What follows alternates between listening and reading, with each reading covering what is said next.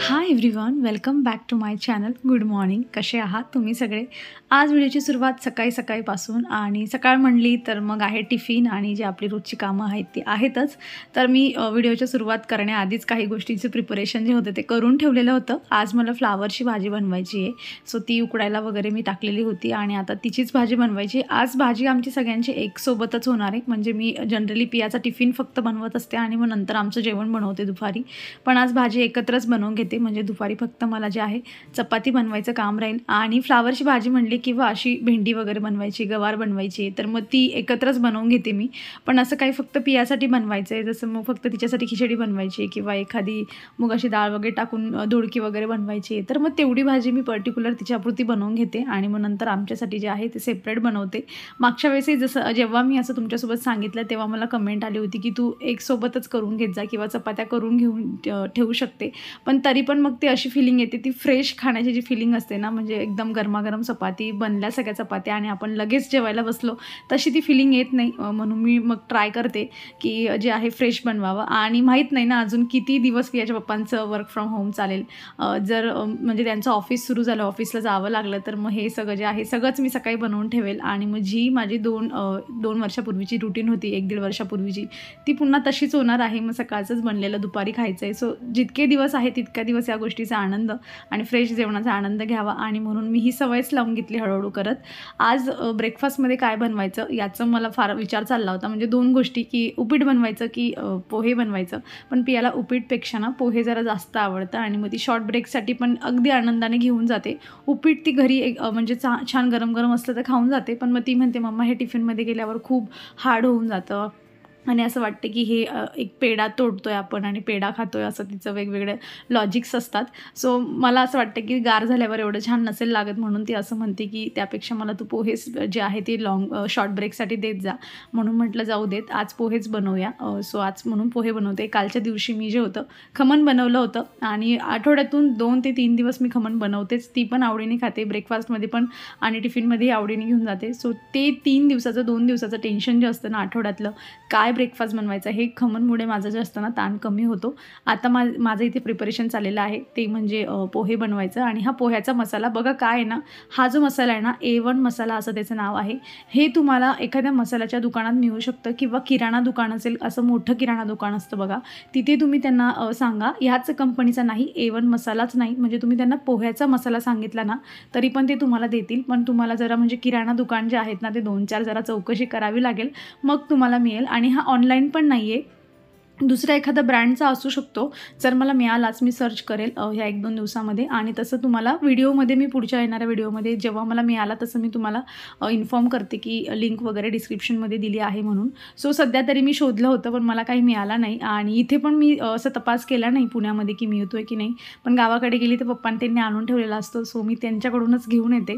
आणि बऱ्यापैकी म्हणजे एक मोठी चम्मच भरून पण टाकला, कारण तो तिखट नाही आहे पण चटपटीत आहे. त्यामुळे पोहे असो किंवा अशा पराठा वगैरेमध्ये टाकलं की खूप छान चव येते. कोणीतरी एकीने आणला पण होता मी सांगितल्यावर, आणि त्यांनी कमेंट पण केली की ताई मी आणला आहे म्हणून, आणि खूप छान चव येते पोह्याला. सो बघा, किराणा दुकानावर जे आहे चेक करून बघा तुम्ही.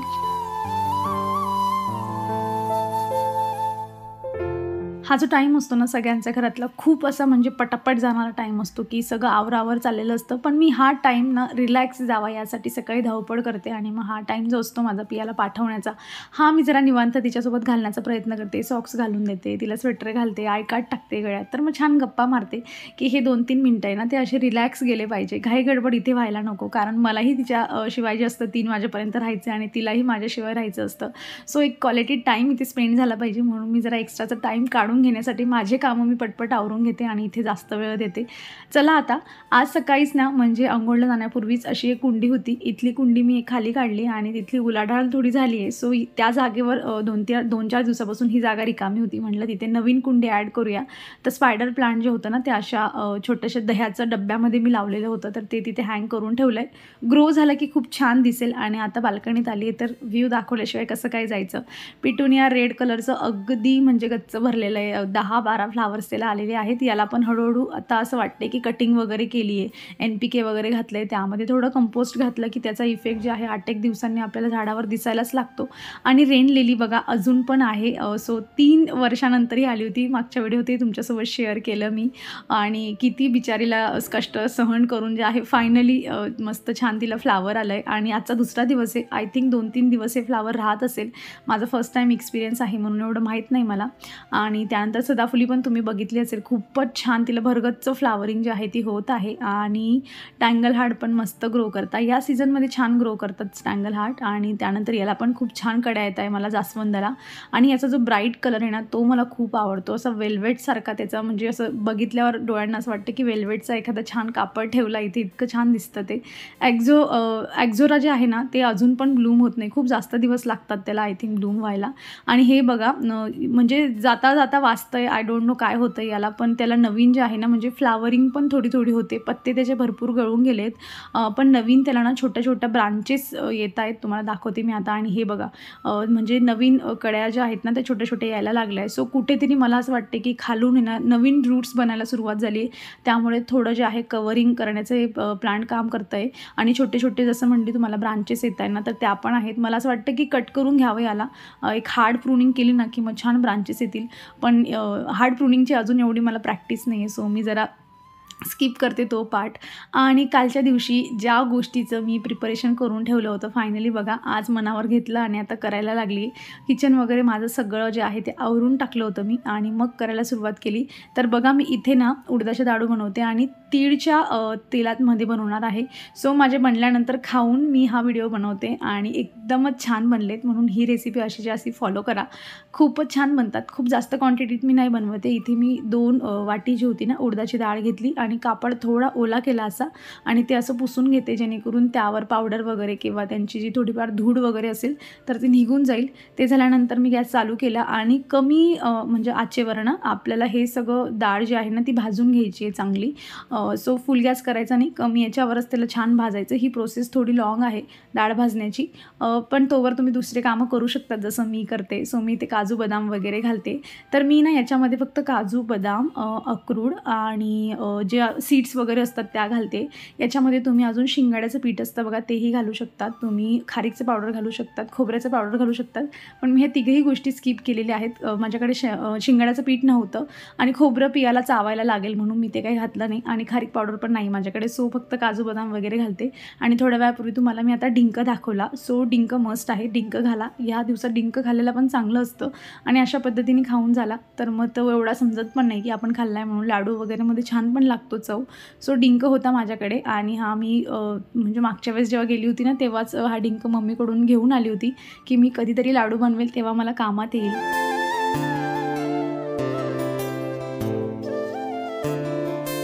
खूपच सोप्या पद्धतीने मी तुम्हाला लाडू बनवायला सांगते. अगदी अशीच्या अशी प्रोसेस फॉलो केली तर अगदी इझिली तुम्ही लाडू बनवणार आणि काही न चूक करता एकदम मस्त लाडू बनतील. तर काजू बदाम जे होते ना मी सगळे भाजून घेतले, कारण भाजल्यानंतर काय होतं ना त्यामध्ये एक फ्लेवर येतो असा मस्त स्मोकी, तो खूप छान लागतो लाडूमध्ये, म्हणून मी भाजून घेतले. आणि डाळ बघा अजून पण माझं प्रोसेस जी आहे भाजण्याची चालू आहे. आता मी तिळचं तेल यूज करते, तुमच्याकडे नसेल ना तर तुम्ही ह्या जागेवर तूप पण यूज करू शकतात. आणि बघा मी आता पाऊण वाटी जे होतं ना इथे 2 वाटी डाळसाठी पाऊण वाटी जे आहे ना मी तेल घेतलं आणि माझी 1.5 वाटी जे आहे गूळ आहे, किसलेला जो गूळ असतो ना किसून मी 1.5 वाटी गूळ घेतलेला आहे. 2 वाटीसाठी 1.5 वाटी गूळ परफेक्ट अगदी मेजरमेंट आहे, म्हणजे जास्त गोड पण होत नाही खूप आणि अगदी म्हणजे फिकट पण होत नाही, व्यवस्थित होतं. सो 2 वाटीसाठी 1.5 वाटी घ्यायचा.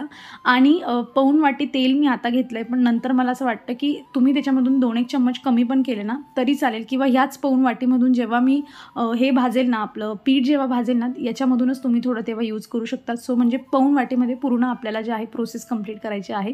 मी आता पाऊण वाटी पूर्ण टाकून दिली होती गुळामध्ये, सो तिथे माझं थोडं कन्फ्युजन झालं, पण मी भाजताना यामधूनच थोडा घेतलेला होता. सो चला आता जो डिंक होता ना तो मला इथे जरा म्हणजे त्याला क्रश करून घेते, कारण एवढे मोठे मोठे दाणे असले तर त्यासाठी मला जास्त तेल टाकावं लागेल त्यांना करण्यासाठी. सो म्हणून मी त्याला थोडंसं कुटून घेतलं. आणि बघा तुमची डाळ जेव्हा अशी भाजून होऊन जाईल ना तेव्हा गॅस बंद करून द्यायचा. आता ती गार होईल तोवर आपण बाकीचे कामं करून घेऊया. सो कुठल्यामुळे बघा असा छान कमी तेलामध्ये तुम्ही तळून घेऊ शकतात. आणि मी तळण्यासाठी जे ना नॉर्मल तेल टाकलं आहे, तिळीचं तेल नाही घेतलं आहे मी इथे. नॉर्मल तेलमध्ये याला सगळं जे आहे ते फ्राय करून घेते.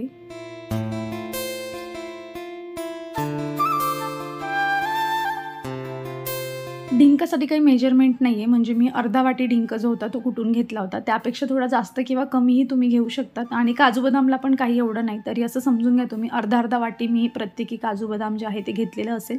आता जे काही भाजून घेतलं होतं ते पण माझं हे तडेपर्यंत छान गार झालं होतं. सो काजू बदाम वगैरे पण मी बारीक पावडर करून घेते. तुम्ही थोडं दरदरीत ठेवायचं तर तुम्ही ठेवू शकतात, पण मी बारीकच करते, कारण मग लाडू असला की फटक्यात चावून तो गिळला गेला पाहिजे, स्पेशली पियासाठी, म्हणून मी त्याला बारीकच करून घेते इथे. आणि जिथे मी तिळचं तेल यूज केलं ना तिथे तुम्ही तूप यूज करू शकतात बाय द वे. म्हणजे जसं मी आता गुळामध्ये तूप टाकून ठेवलं तर तुम्हाला त्याची काही गरज नाही आहे. तुम्ही जेव्हा पीठ भाजून घेणार नाही त्यावेळेला तुम्ही एक्स्ट्राचं तूप टाकून भाजून घेऊ शकता. जेव्हा मी भाजेल तेव्हा सांगतेच तुम्हाला तसं, पण तेल असलं तर तुम्ही अशाच पद्धतीने जे आहे ते करून घेऊ शकतात.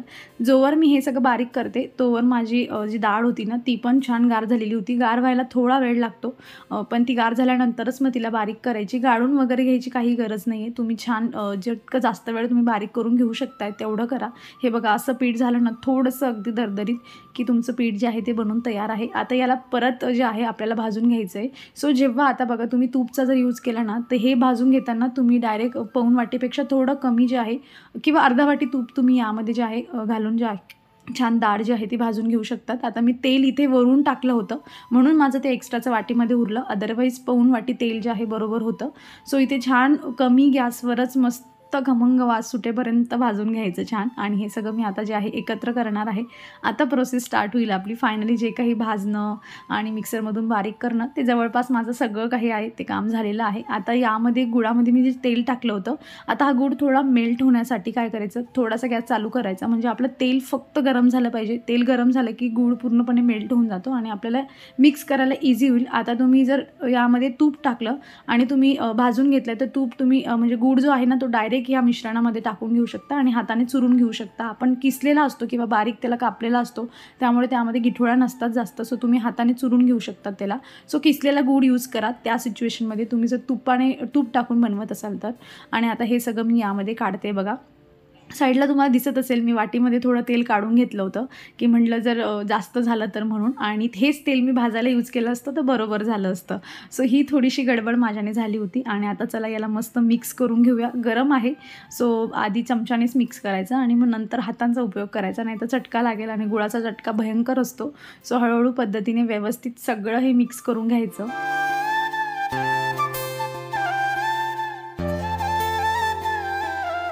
हे सगळं मिश्रण माझं जे आहे अशा पद्धतीने मिक्स करून झालेलं आहे.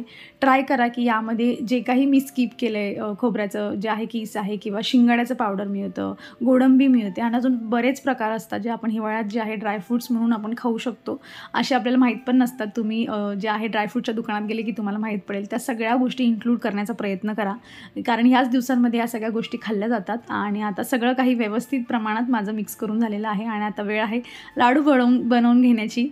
सो मला म्हणजे बनवल्यानंतर खरंच रिअलाईज झालं की मी 4-5 वाटीचं तरी बनवून घ्यायला पाहिजे होतं, कारण एवढे टेस्टी बनलेत ना आणि पियाला पण खूप आवडले होते. सो आता नेक्स्ट टाईम हे संपल्यावर मला परत अजून 1-2 वेळा बनवून घ्यावे लागतील. सो छान बनतात आणि तिळीच्या तेलातले काहीतरी वेगळं बनतं. नेहमीच आपण तुपातल्या बऱ्याच गोष्टी बनवत असतो. सो हे पण एखाद वेळा ट्राय करून बघा. आणि झालेत माझे लाडू इथे बनवून तयार. एवढेच बनलेत, पण मी पहिल्यांदाच बनवले होते. आतापर्यंत मेथीचे लाडू किंवा हे लाडू जे असतात ना नेहमी मम्मीच मला देते. मी पहिल्यांदा ट्राय केलेत आणि खूपच छान बनलेले आहेत. सो तुम्ही पण जर ही रेसिपी ट्राय केली तर मला नक्की कमेंटमधून सांगा की तुमचे कसे बनलेत म्हणून. चला मग आता या मस्त अशा भरलेल्या लाडूच्या बाउलसोबत जे आहे मी माझा व्हिडिओ इथे संपवते. अपेक्षा करते तुम्हाला आवडला असेल. कसा वाटला मला कमेंटमधून नक्की सांगा. आवडला असेल तर लाईक करा. चॅनलवर तुम्ही नवीन असाल तर प्लीज चॅनलला सबस्क्राईब करा. आपण भेटूयात पुढच्या अशाच इंटरेस्टिंग व्हिडिओमध्ये. तोवर तुम्ही स्वतःची काळजी घ्या. So take care friends and bye.